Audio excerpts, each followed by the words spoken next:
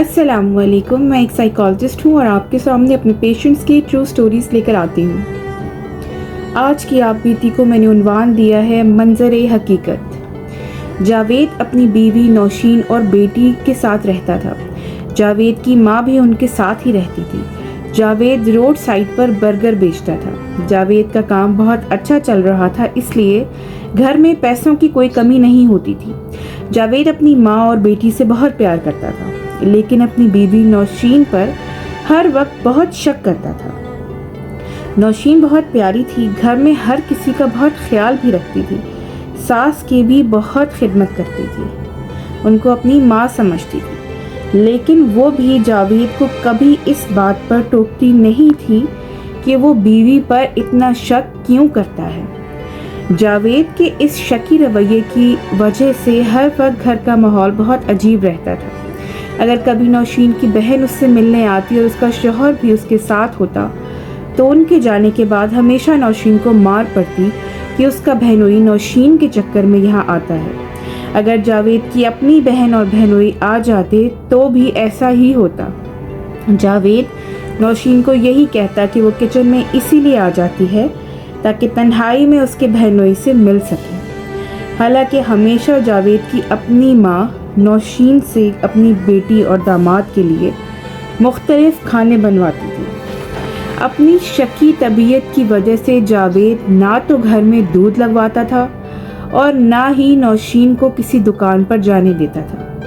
گھر کا سارا سودا یا تو خود لاتا تھا یا پھر اس کے ٹھیلے پر ایک بندہ کام کرتا تھا جس کا نام تھا ناصر، اس کے ہاتھ گھر کچھ نہ کچھ بھجوا دیتا تھا۔ آگے پھر بھی کبھی نوشین باہر جانے پر مجبور ہو جاتی جاوید کی ماں کی ضروری میڈیسنز لانے کے لیے، پھر بھی ہمیشہ جاوید نوشین کو مارتا پیٹتا۔ گھر کے اس ماحول کی وجہ سے ان کی بیٹی کے اسکول سے آئے روز شکایتیں آنے لگی تھی۔ نوشین نے وجہ پوچھی جب بیٹی سے کہ وہ اس کا شکایتیں اس کی کیوں آ رہی ہیں اور اس کا ہوم ورک جو ہے وہ کیوں ٹھیک نہیں ہوتا، تو اس نے یہی کہا کہ ماما ہمیشہ بابا آپ کو مارتے رہتے ہیں۔ گھر کی اس چیخو پکار میں مجھے کچھ سمجھ نہیں آتا، پھر میں کوئی ہوم ورک نہیں کر پاتی۔ وقت یوں ہی گزرتا رہا۔ اب جاوید اور نوشین کی بیٹی بڑی ہو چکی تھی اور اس کے رشتے بھی آنے لگے تھے۔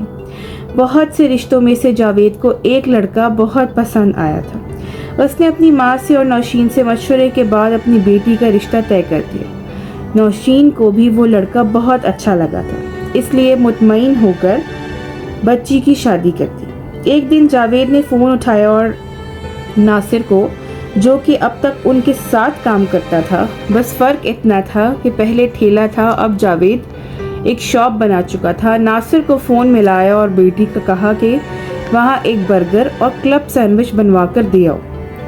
فون بند کیا اور بیوی کو کہا کہ تم ہی کبھی بیٹی کے گھر کچھ بنا کر بھجوا دیا کرو۔ پھر کہا کافی دن ہو گئے ہیں بیٹی گھر نہیں آئی، آج شام کو دونوں جا کر کچھ دن کے لیے اس کو گھر لے آتے ہیں۔ بہت ہی کم کماتی ہے وہ اب۔ شام کو دونوں میاں بیوی جا کر بیٹی کو لے آئے۔ بیٹی بہت چپ چپ تھی، یہ بات سب نے ہی محسوس کی تھی۔ ماں نے بیٹی کو ایسے دیکھا تو پوچھے بنا نہ رہ سکی کہ اس کو ہوا کیا ہے۔ تو بیٹی نے نوشین کو یہ بتایا اور پھوٹ پھوٹ کر رونے لگی کہ ہوا کچھ یوں ہے کہ آج جب ناصر جاوید کے کہنے پر برگرز لے کر گیا تھا اس کے گھر، تو اس کے شوہر نے اس کو بہت زیادہ مارا تھا، کیونکہ اس کا شوہر بھی اس کے باپ کی طرح بہت ہی شکی تھا۔ جیسے ساری عمر اس کی ماں نے مار کھائی تھی اس کے باپ سے، بالکل ویسے ہی اس کا بھی نصیب تھا۔ جیسے جاوید نے ساری عمر کسی کی بیٹی کو سکون سے جینے نہیں دیا تھا، ایسے ہی اب اس کی اپنی بیٹی بے سکون تھی، فضول سے شک کی وجہ سے۔ یہ بے وجہ کا شک لوگوں کے گھروں کو تباہ و برباد کر دیتا ہے۔ بے وجہ کے اس شک کو بھی سائیکولوجیکل ایشو ہی کہا جاتا ہے، اور میں ایسے لوگوں کو یہ کہوں گی کہ آپ ضرور ڈاکٹرز کو کنسلٹ کریں۔ بہت شکریہ، اللہ حافظ.